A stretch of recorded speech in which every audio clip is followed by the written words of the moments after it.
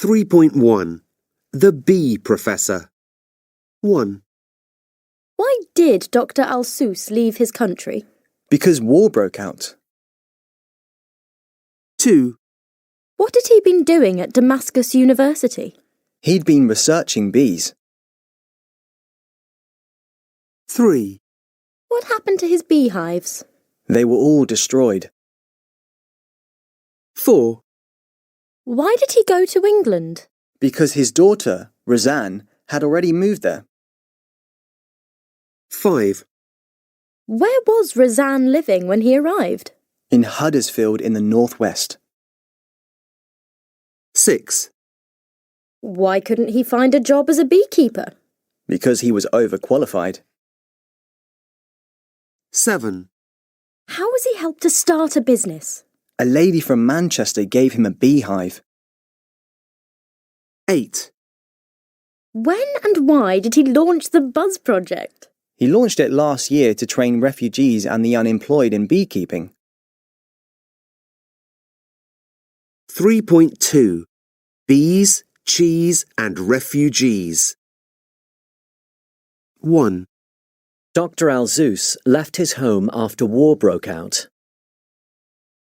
2, His daughter had moved to England a few years before him. 3, When he arrived to join her, she was just starting her cheese company. 4, Posting on Facebook didn't help him find any work. 5, He was helped by a kind lady who gave him a beehive. 6, He launched the Buzz Project because he wanted to help people like himself. 7, He was interviewed by the BBC because of the project. 8, Roseanne won the World Cheese Award in 2017.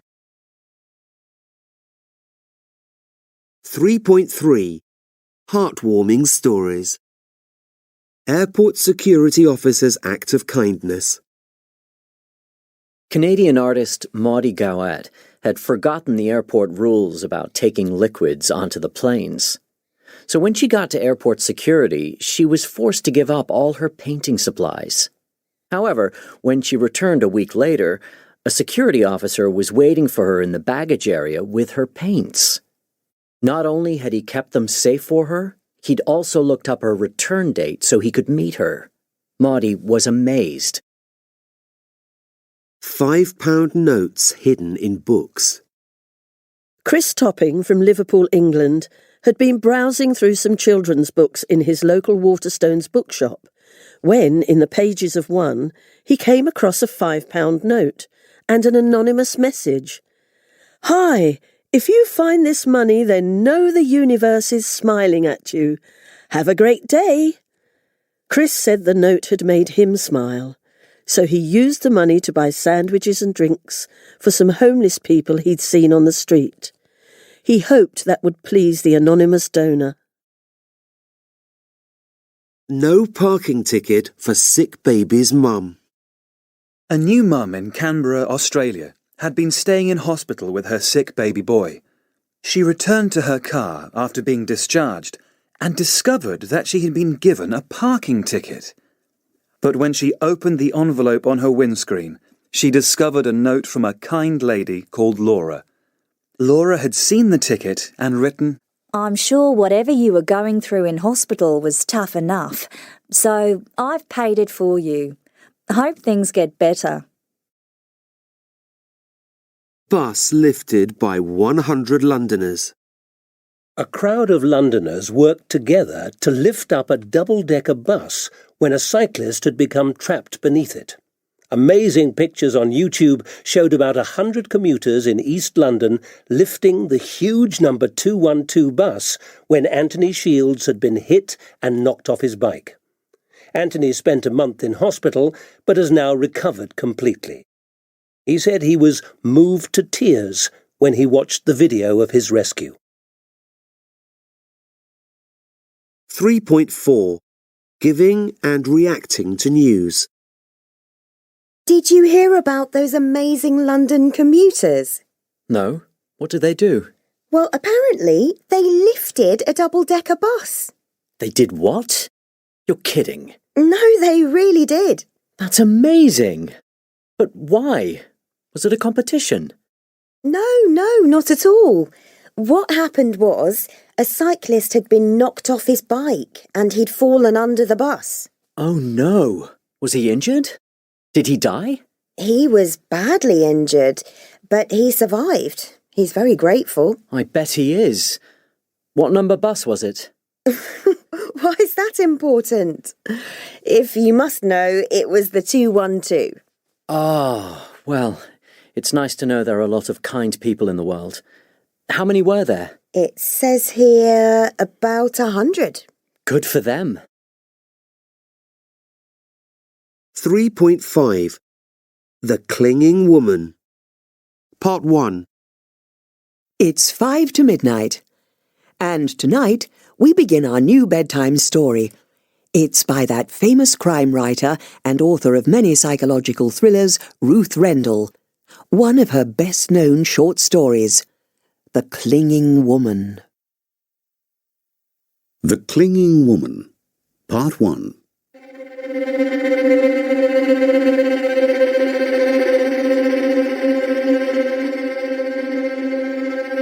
The girl was hanging by her hands from the railings of a balcony.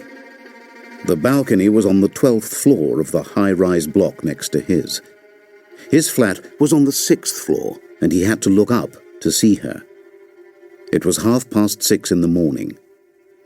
He had been awakened by the sound of an aircraft flying dangerously low overhead, and had got out of bed to look. His sleepy gaze, descending from the blue sky which was empty of clouds, empty of anything but the bright vanishing arrow of the aircraft, alighted, at first with disbelief, on the hanging figure. 3.6 The Clinging Woman. Part 2. He really thought he must be dreaming, for this sunrise time was the hour for dreams. Then, when he knew he wasn't, he decided it must be a stunt. This was to be a scene in a film. There were cameramen down there, a whole film unit, and all the correct safety precautions had been taken. Probably the girl wasn't even a real girl, but a dummy. He opened the window and looked down. The car park, paved courts, grass spaces between the blocks, all were deserted. On the balcony rail, one of the dummy's hands moved, clutching its anchorage more tightly, more desperately. He had to believe then what was obviously happening. Unbelievable only because melodrama, though a frequent constituent of real life, always is. The girl was trying to kill herself. She had lost her nerve and now was trying to stay alive. All these thoughts and conclusions of his occupied about 30 seconds. Then he acted. He picked up the phone and dialed the emergency number for the police. The arrival of the police cars and the ultimate rescue of the girl became the focus of gossip and speculation for the tenants of the 2 blocks.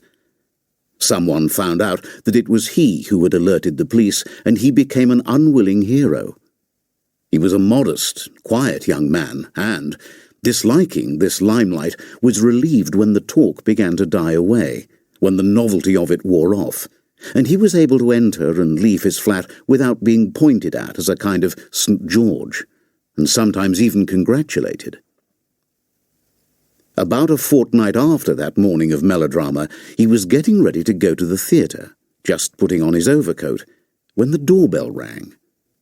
He didn't recognize the girl who stood outside. He had never seen her face. She said, "I'm Lydia Simpson. You saved my life. I've come to thank you."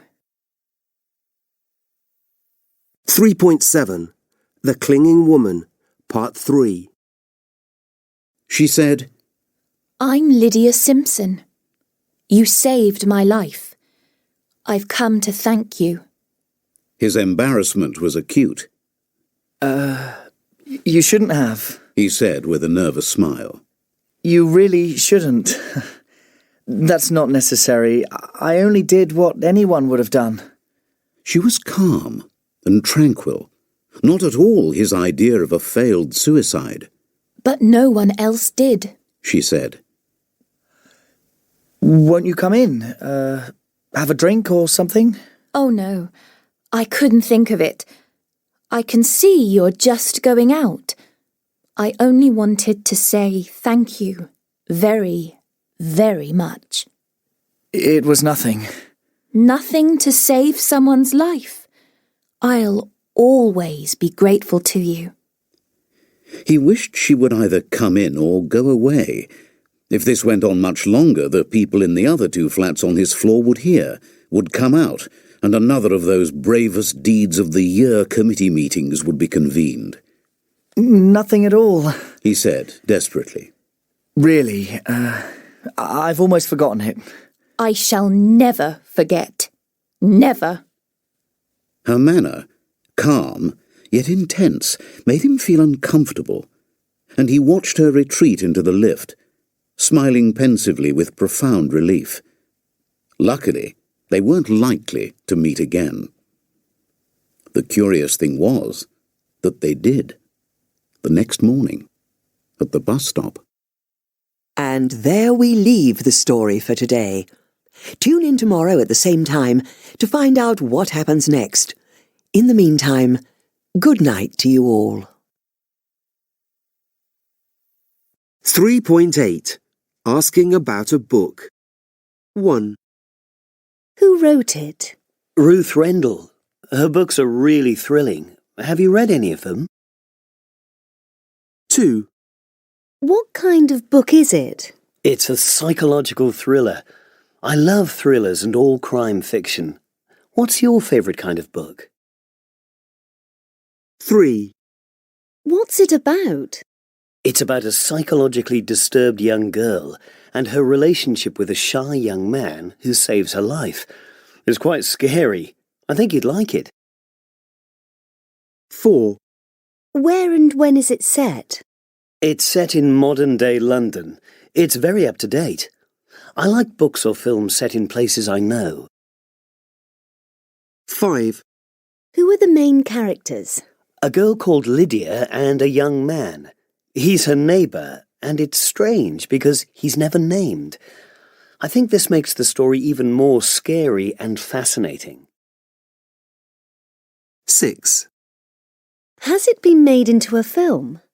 No, it hasn't, but other stories by the same author have been adapted both for film and TV. She had a whole series called Ruth Rendell Mysteries on ITV.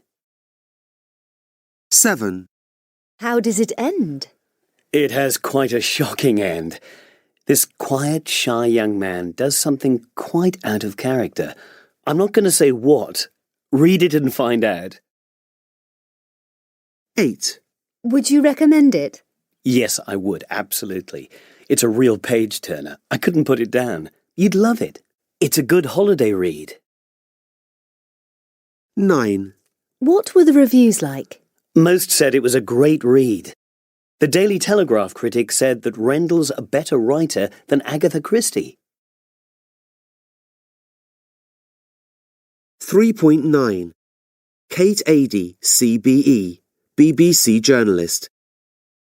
Kate Adie, CBE, is an English journalist.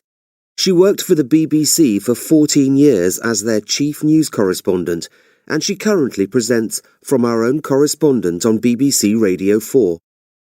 In this programme, journalists and writers from all over the world take a closer look at the stories behind the headlines. Kate herself has travelled widely in her career. She became well known as one of the first British women journalists to face extreme danger in war zones around the world. Her most memorable reports include the Gulf Wars and Belfast during the Troubles. Her best-selling autobiography is called The Kindness of Strangers. Welcome, Kate. What I'd really like to know is why you called your autobiography The Kindness of Strangers. 3.10. Interview with Kate Adie. I think a lot of people think the world is an alien and rather frightening place. I could even say that perhaps the kind of reporting I've done has reinforced that, having been to quite a lot of the difficult, violent, and sometimes rather risky situations, which I'm afraid human life throws up. But I take the opposite view. Even in the worst of situations, people show extraordinary resources of concern, friendliness, and kindness. In the middle of a riot, someone will help you. In a strange place where you don't even know a word of the language, a kind person will give you a helping hand. I'm an optimist, but I'm someone who believes that there's more good than bad in the world. That's very refreshing to hear, especially these days with every single thing you ever hear is a down and about ghastliness and horrible people. One of the biggest stories I did was a massacre where an army opened fire on unarmed people, students and ordinary citizens, without good reason, purely because the old regime disliked protest. And terrible things happened on the night in June. I was there as a reporter alongside a lot of others, but the night it happened, the midnight when the tanks came in, we went out, my crew and I, and we saw people shot round us. How we weren't shot is a matter of pure luck. And time and again, people grabbed hold of our arm, waved to us, beckoned, hid us behind a wall, shouted warnings, which we didn't understand, but knew the secret police were after us, or there was a tank coming. And these people shielded us, helped us, and on 2 occasions actually beat off the police from attacking us and taking our cameras. I owe my lives to these unknown people. I mean, that is the extreme of kindness. So you get this kind of behaviour, and it's happened to me in all the worst of places. So give us another example of some kindness of strangers during your career. I was in the Gulf War. I was with 48,000 men of 7th Armoured Brigade and the British Army in the middle of a desert, and I was the only woman. And they were great towards me, tolerating the only woman who was in the frontline troops. And there was a lot of pressure and a lot of extraordinarily vicious, misogynistic press at home about what's that woman doing there. So I felt quite a lot of responsibility. I found myself in a tent one day and they were throwing gas at us. And I was very bothered. And an older officer came up to me and he just said very quietly, "Don't worry, we'll get you through it. You're not going to fail. We're going to make sure you can do it." It was wonderful. It was just what I needed. I thought, I'm not on my own. I'm not. And it was wonderful. And it's that sort of little remark that got me through. Fantastic. And another moment I remember. At 3 one morning, I was in Belfast during a major riot during the Troubles. And there was everything coming down the road. Sticks, rocks, bricks, rubber bullets. And everybody was very bad-tempered. And I stepped backwards and I fell in a hedge in the dark. And never fall in a privet hedge in the dark because you can't get out. I completely panicked and I entwined with the privet hedge and was stuck there. And I heard a window above me, above the sound of everything that was going on, squeak open. And there was a habit sometimes of attacking people by pouring boiling water on them. That happened sometimes in the midst of trouble, and I thought, what next? I was frozen, and a voice from the window said, "You stand there. You want a cup of tea?" Have you encountered the kindness of strangers outside your professional life? If a correspondent is resident in a particular country for a long time, they become much more conscious of what everyday life is like, and that people are just like them, have trouble paying their bills, complain about the bus service, and cannot get through the bureaucracy of their government. We all go through so many of the same things, and underneath the weirdness, the difference, the language, the climate, all of this, there's a very common thread, and often it's kindness. That's so lovely to hear. And tell me, since writing that book, is your optimism still there? Do you still feel that you are surrounded by the kindness of strangers, or do you have a pessimism about the way that mankind is going and their relationships with each other? I'm afraid I have a hard-headed historical view of that, and that is that war and conflict have been part of humankind and nature. There are major wars and territorial battles happen with almost every creature that's on this earth. So you have to be an optimist that we can find a way through it. I'm not a pessimist about it. I'm still very hopeful. I'm aware that smart philosophers will tell you today that the idea of us all getting more tolerant is probably not entirely natural, that we go 2 steps forward and 1 step back. If you look back 2,000 years and more, you hope that we have the brains and education and technology now to keep it getting better for the large number of people. But you've got to have your fingers crossed and you've got to work at it. Well, on that optimistic and kind note, Kate Adie, thank you very much indeed. Thank you. 3.11. Showing interest and surprise. Jade's got a new boyfriend. Has she? Good for her. Apparently, he lives in a castle. A castle? How amazing! Yes, she met him in Slovenia. Did she? That's interesting. Unfortunately, he can't speak much English. Can't he? Well, as long as he can say, I love you. 3.12. Echo and reply questions. 1. Sam wants to apologise. Does he? Why? Well, he's broken your mother's Chinese vase. My mother's Chinese vase? Oh, no. 2. We had a terrible holiday. Did you? Yes, it rained all the time. Did it? How awful. Yes, and the food was disgusting. Was it? What a disaster. 3. I'm broke. Are you? How come? Well, I had a £500 vet's bill for my dog. £500? Poor Ziggy. What happened? He was attacked by another dog in the park. Another dog? Where was the owner? 4. It took me 3 hours to get here. 3 hours? But it's only 10 miles. Yes, but there was a huge traffic jam on the motorway. Was there? That's awful. We didn't move at all for 2 hours. Didn't you? I bet you were really fed up. 5. I'm on a mountain, watching the sunset. Oh, are you? How lovely. It is. And I've got something to ask you. Have you? Is it important? Yes. You see, I'd like to marry you. Marry me? Wow. How romantic.